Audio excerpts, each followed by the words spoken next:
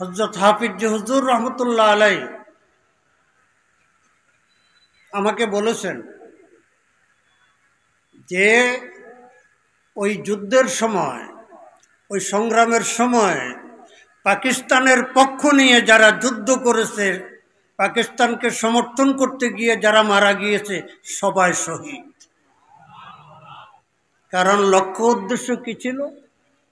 একটা ইসলামী রাষ্ট্রকে কি টিকিয়ে রাখা। আপনারা জানেন দীর্ঘদিন যাবৎ আমি দেশের রাজনীতির সাথে জড়িত। পাকিস্তান আমলেও আমি ছাত্র জীবনে নিজামে ইসলাম পার্টির ছাত্র সংগঠন ছিল তোলাবায়ে কওমিয়া আর ইসলামী ছাত্র সমাজ, এর সাথে জড়িত ছিলাম। এবং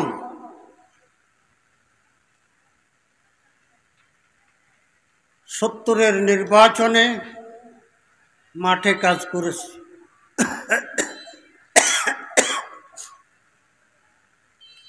তখন জামাতে ইসলামী, আমাদের নিজামে ইসলাম, মুসলিম লীগ এবং নুরুল আমিন সাহেবের পিডিপি, এই চারটা দল ঐক্যবদ্ধভাবে নির্বাচন করেছে।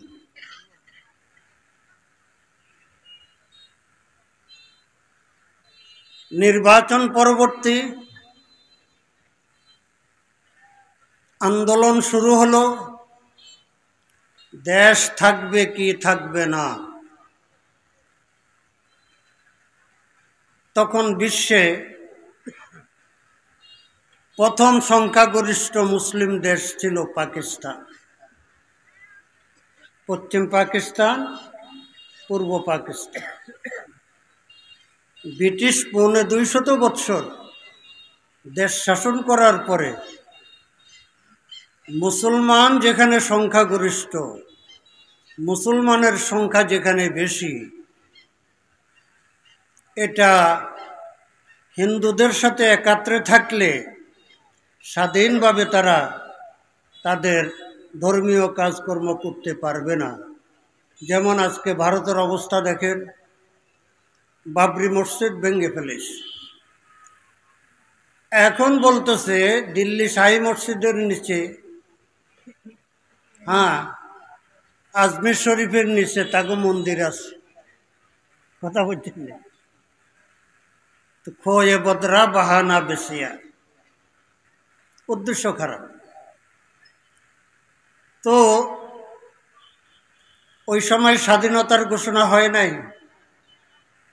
আওয়ামী লীগ শেখ মুজিবুর রহমান সাহেবের নেতৃত্বে 6 দফা নিয়ে আন্দোলন করছে।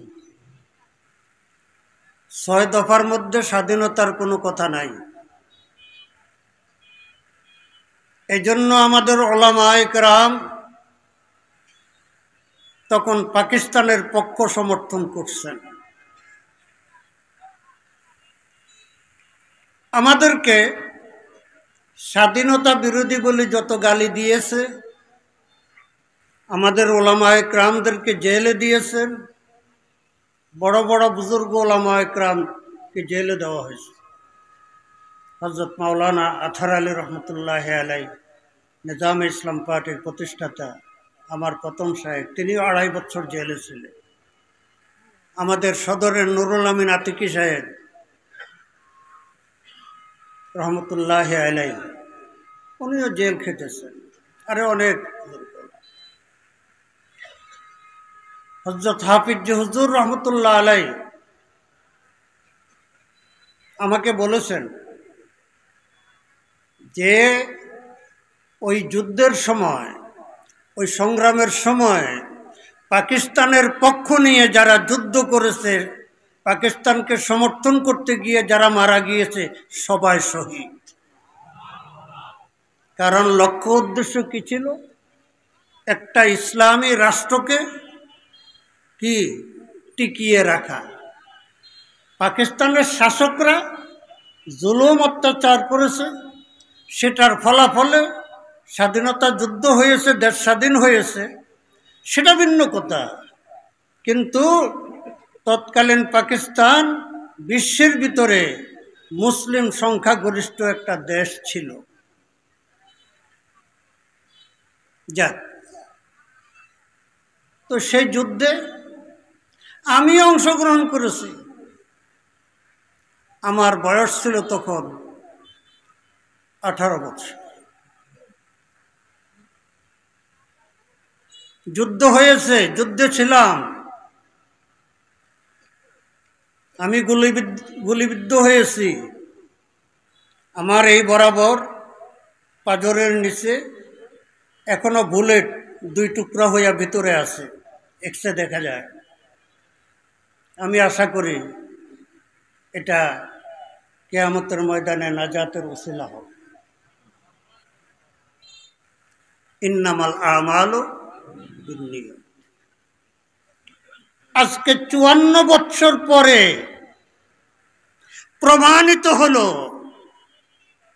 স্বাধীনতার নামে, স্বাধীনতা যুদ্ধের নামে গোটা জাতিকে ধোঁকা দেওয়া হয়েছে। স্বাধীনতার মাধ্যমে গোটা দেশকে ভারতের গোলাম বানানো হয়েছে।